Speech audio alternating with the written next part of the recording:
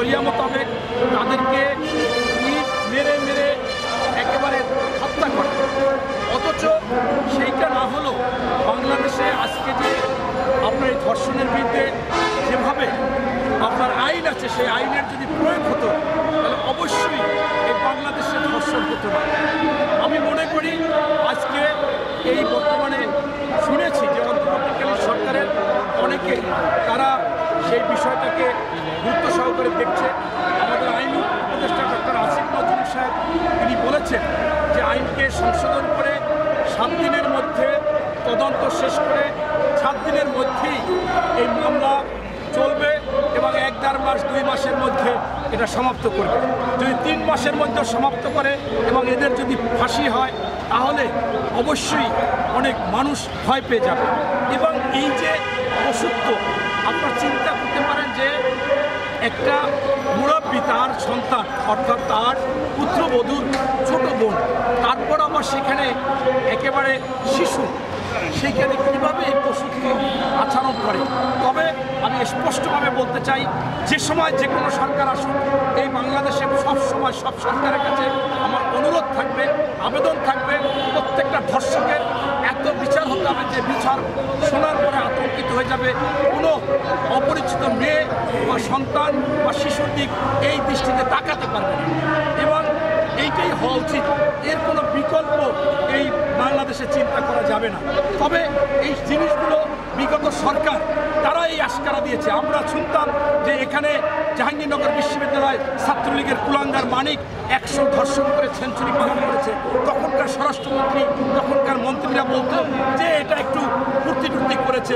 এই সমস্ত কথা বলে আপনারা দেখেছিলেন তৎকালীন একজন অর্থমন্ত্রী ছিল, ঘুষের কথা বললে বলতো এটা স্পিড মানি, এটা কাজ করার জন্য, অথচ সে বেতন পায়, সে সব কিছু পায়, সে সেটা জেনে শুনে আপনার এই চাকরি নিয়েছিল।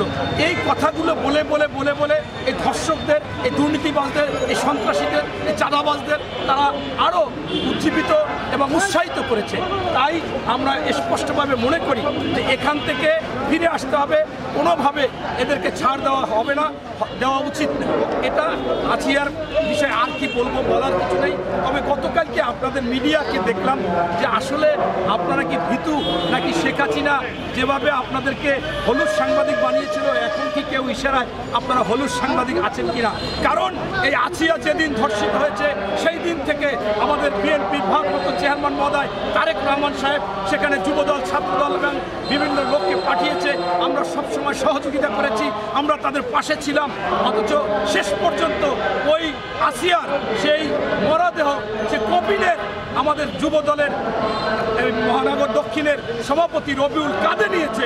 অথচ যারা একদিনের জন্য দেখতে যায় না, যারা এই শুধুমাত্র কালকে মৃত্যুর পর দেখতে গেছে, আমরা দেখেছি, আপনারা সাংবাদিকরা অনেকে বলেছেন যে অমুকের কাঁধে আসিয়ার লাশ, এরকম যদি আপনারা বলেন, অথচ যে লোকটা সেই শুরু থেকে শেষ পর্যন্ত, জানাজা পর্যন্ত, সেই মাগুরা পর্যন্ত যারা যারা ছিল এই বিএনপির অনেক লোকজন ছিল, তাদের কথা আপনারা বলেন না। কেন বলেন না আমরা জানি না। এই বাংলাদেশে কি আসলে আরেকটা ফ্যাসিস্ট, আরেকটা এই আওয়ামী লীগ, এই দুর্নীতিবাজ, এই মিথ্যা যারা ভোট জালিয়াতি করেছে, গণতন্ত্র হরণ করেছে, সেরকম একটা সরকারের বা সেরকম একটা খবরে আমরা করতেছি কিনা? শেখ হাসিনা তো বলেছে যে তার আমলের চেয়ে ধর্ষণই প্রমাণ করে তার আমলের চেয়ে দেশের অবস্থা খারাপ। আপনি কি বলেন? আমি বলতে চাচ্ছি যে ধর্ষণ ওই সময় বেশি হয়েছে, তবে আমার কাছে বর্তমান সময় মনে হচ্ছে গজব।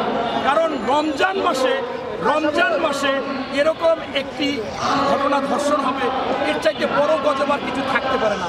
আমি মনে করি এই রমজান মাসে শুধু এই আসিয়া গজব না, আমি সেদিন দেখলাম যে শাহবাগে এক শাহবাগী, এটা শেষ করেন, আমরা শাহবাগে যাব এখন সেখানেও সেই লাঠিও আর এক গজব। এই রমজান মাসে এই ধরনের গজব হওয়া, এইটা কোনোভাবে বরদাস্ত করা যায় না।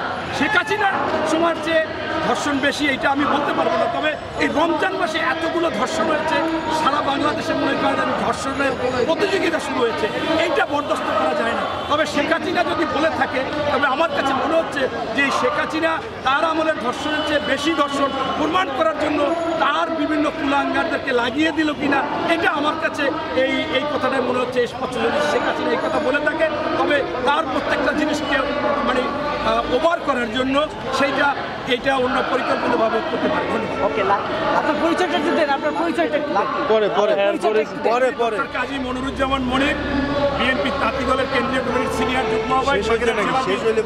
লাকি। আপনার শাহবাগী, আমরা বাংলাদেশের 90% মানুষ বিশ্বাস করত যে ওই শাহবাগে যে সমস্ত ঘটনা ঘটত, আমি এখন বর্তমানে রোজা, এই রোজার মধ্যে বললে রোজাটা চলে যায় কিনা আমার সন্দেহ। এই জন্য কি বলবো, আপনারা জানতেন যে ওইখানে সব অপকর্ম হতো, অসামাজিক কাজ হতো। আমরা দেখেছিলাম যে আপনারা, আমি একটু সেরে টেরে বলতেছি যে বেলুন পাওয়া যেত ওখানে, যেটা